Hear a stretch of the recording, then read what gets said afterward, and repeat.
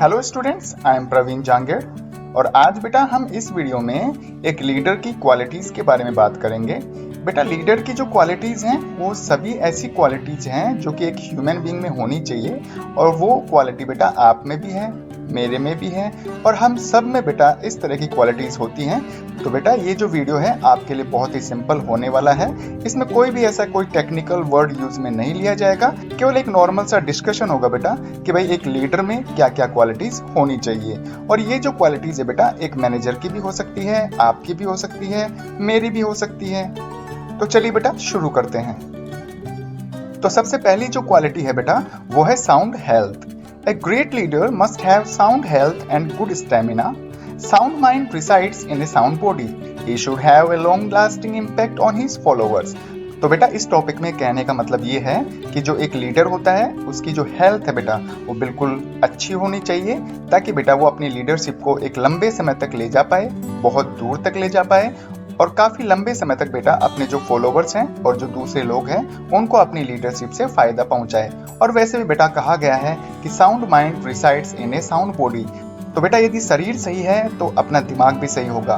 तो बेटा सबसे पहली बात यह है यदि आपको कुछ भी गोल अचीव करना है तो उसके लिए अपनी हेल्थ की तरफ बिल्कुल ध्यान देना होगा। और बेटा लीडर की हेल्थ इस तरह से होनी चाहिए कि वो अपने फॉलोवर्स पर लॉन्ग लास्टिंग इम्पैक्ट छोड़ पाए, मतलब उसके जो फॉलोवर्स हैं उसकी हेल्थ को देखकर काफी ज्यादा अट्रैक्ट हों और उन पर उसकी हेल्थ का लंबे समय तक असर रहे। और यदि हम सेकंड क्वालिटी की बात करें तो बेटा वो है sharp intelligent. A leader must be a sharp-minded person so that he can analyze the problem and give solution immediately. बेटा एक लीडर का जो माइंड है ना बेटा बिल्कुल शार्प होना चाहिए और इस तरह से वो इंटेलिजेंट होना चाहिए कि जो भी प्रॉब्लम्स उसके सामने आती है वो उनका सॉल्यूशन ढूंढे, उनका एनालिसिस करे, उनका विश्लेषण करे और जो उनका सॉल्यूशन है बेटा वो तुरंत अपने फॉलोवर्स को प्रोवाइड करवा दे।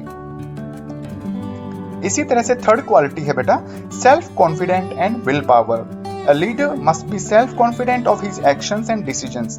तो बेटा एक लीडर में इतना तो आत्मविश्वास होना ही चाहिए कि जो भी उसने डिसीजन लिए हैं वो उनके लिए ये सोच के बैठ जाए कि जो भी मैंने अब डिसीजन लिया है वो डिसीजन बिल्कुल भी गलत नहीं जाएगा। मतलब अपने डिसीजंस को लेकर उसमें सेल्फ कॉन्फिडेंट बना रहना चाहिए। इसी के साथ में बेटा he should have strong will power to achieve goals. और बेटा उसकी जो विल पावर है, इच्छा शक्ति है, वो इतनी स्ट्रॉन्ग होनी चाहिए कि वो अपने गोल्स को अचीव कर पाए, जो भी उसने सोचा था वो उसको अचीव कर पाए।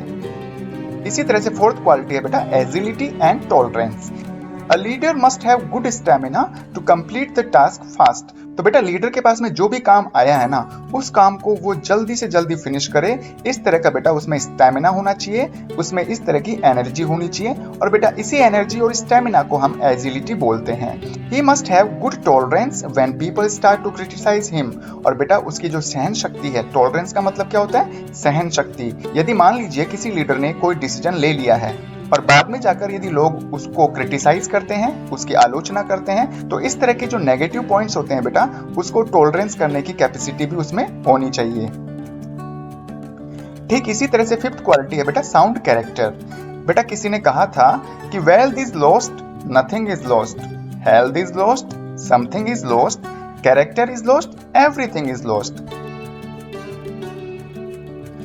तो बेटा यहाँ पे कहने का मतलब ये है कि यदि आपकी धन संपत्ति खो जाए ना बेटा तो मतलब आपका कुछ भी नहीं खोया है, क्योंकि बेटा यदि धन संपत्ति एक बार खो जाती है, एक बार खर्च हो जाती है तो हम उसको दोबारा प्राप्त कर सकते हैं। इसी के साथ में health is lost, something is lost. यदि आपकी हेल्थ भी खो गई है, खोने का मतलब यहाँ पे है बेटा यदि आप कभी बीमार भी हो गए, और इसका मतलब ये होता है बेटा कि आपने अपनी अभी कुछ चीजें ही खोई हुई है, क्योंकि यहाँ पे हेल्थ को भी वापस रिकवर किया जा सकता है। Character is lost, everything is lost. यदि आपका कैरेक्टर ही गिर गया, यदि आपका व्यवहार, आपके बारे में लोगों की सोच हमेशा नेगेटिव ही बनी रहती है, आपके जो कर्म है वो बिल्कुल खराब है, तो बेटा इसका मतलब ये है कि आपका सब कुछ खो चुका है। इसीलिए बेटा the character of a leader is always a source of influencing others. और इस तरह से बेटा एक लीडर का जो कैरेक्टर है ना वो इस तरह का होना चाहिए कि वो दूसरों को इन्फ्लुएंस करने में कामयाब रहे। इसी तरह से बेटा यदि सिक्स्थ पॉइंट की बात करें तो वो है बेटा stable decision. A leader should B an outstanding decision maker. बेटा एक लीडर को हमेशा बहुत ही बढ़िया डिसीजन लेने वाला होना चाहिए। ही should have the capacity of choosing the best alternatives keeping in mind the future situation. और बेटा एक लीडर में इतनी कैपेसिटी होनी चाहिए, इतनी एबिलिटी होनी चाहिए कि उसके सामने खूब सारे या बहुत सारे जो भी अल्टरनेटिव्स हैं, विकल्प हैं, उन विकल्प में से वो सबसे अच्छा विकल्प चुने। और बेटा विकल्प को चुनते समय उसे अपने फ्यूचर के बारे में भी सोचना चाहिए। साथ ही साथ उसे ये भी देखना चाहिए कि जो भी विकल्प, जो भी अल्टरनेटिव उसने चुना है, उसका इम्पैक्ट फ्यूचर में उसके ऑर्गेनाइजेशन पर कैसा पड़ने वाला है। इसी तरह से यदि हम 7th पॉइंट की बात करें तो 7th पॉइंट है बेटा technical and teaching ability. A leader should possess all the technical knowledge of the field of which he is a leader। तो बेटा जिस भी एरिया का वो लीडर है तो बेटा उसको उस फील्ड या एरिया से रिलेटेड जितना भी टेक्निकल नॉलेज होता है वो सारा टेक्निकल नॉलेज एक लीडर को होना चाहिए। सपोज करिए कि एक प्रोडक्शन डिपार्टमेंट का लीडर है।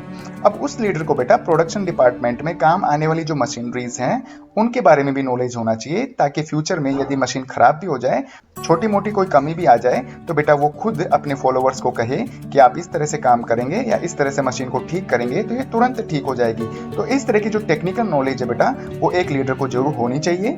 The leader should have good communication skills like a teacher. और इसी के साथ में बेटा एक टीचर की तरह जो कम्युनिकेशन स्किल होता है उस तरह का कम्युनिकेशन स्किल एक लीडर में होना चाहिए, so that he can explain everything in the possible easiest way, ताकि वो हर चीज बेटा बहुत ही आसान तरीके से अपने फॉलोअर्स को समझा सके, जिस तरह से एक टीचर अपने स्टूडेंट को इजीएस्ट वे में चीजों को समझाता है।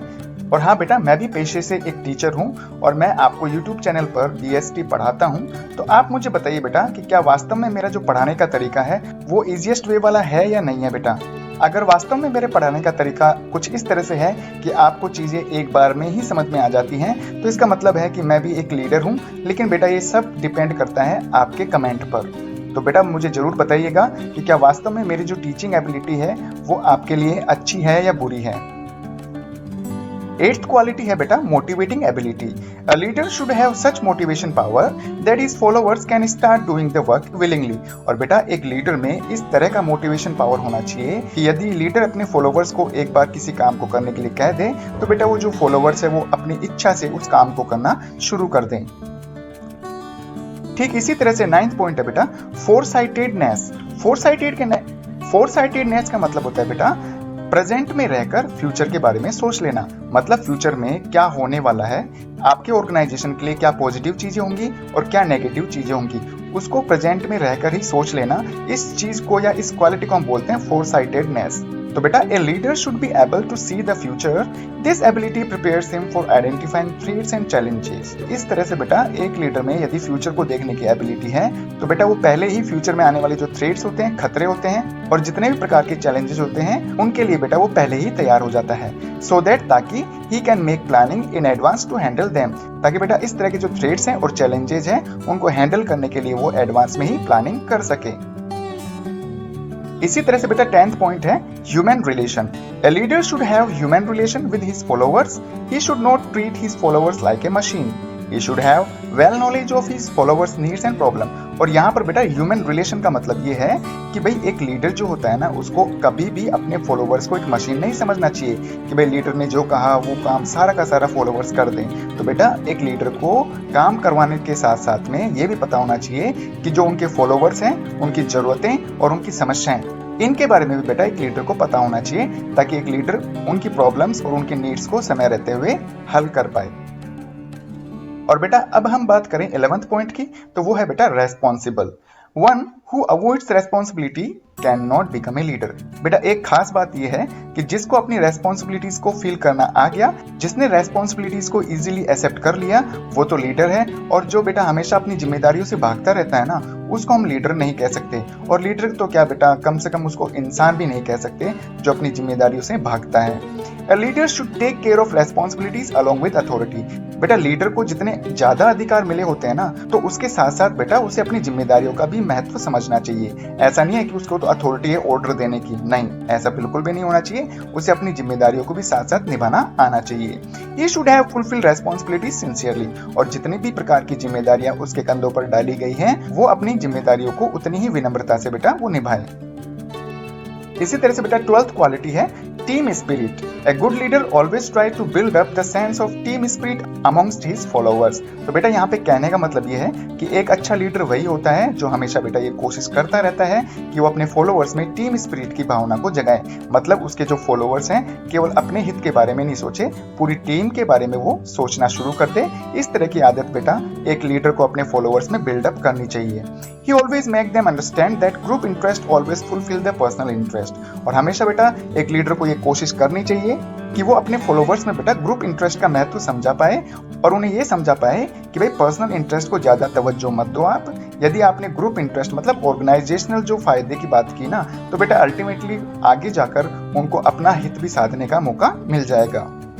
और बेटा इस वीडियो में लीडर्स की जो क्वालिटीज बताई गई हैं उसका जो लास्ट पॉइंट है वो है बेटा 13 और उसका नाम है अदर क्वालिटीज। मतलब जो 12 हमने क्वालिटीज को भी स्टडी किया है, उसके अलावा 13th जो पॉइंट में मैंने कुछ ऐसी और क्वालिटीज इंक्लूड कर ली हैं, उनको आप देखते हैं बेटा अपन। फर्स्ट पॉइंट है बेटा सोशल। तो मतलब इसका ये है बेटा कि जो एक लीडर है उसको सोशल भी होना चाहिए, मतलब जो भी मीटिंग्स वगैरह होती हैं उनमें उसको अटेंड होना चाहिए। सेकंड है बेटा टैक्टफुल, वो बड़ा चालाक होना चाहिए। मतलब वो जब भी कोई व्यवहार करे या जो भी ट्रांजैक्शन करता है या दूसरों से बात करता है तो ये कोशिश हमेशा ये रहनी चाहिए उसकी कि अपने ऑर्गेनाइजेशन को किसी भी प्रकार का नुकसान नहीं हो। थर्ड है बेटा सेंस ऑफ ह्यूमर, और साथ साथ में बेटा जो एक लीडर है उसका नेचर फ्रेंडली एटीट्यूड वाला भी होना चाहिए ताकि फॉलोवर्स उसको आसानी से फॉलो कर पाए।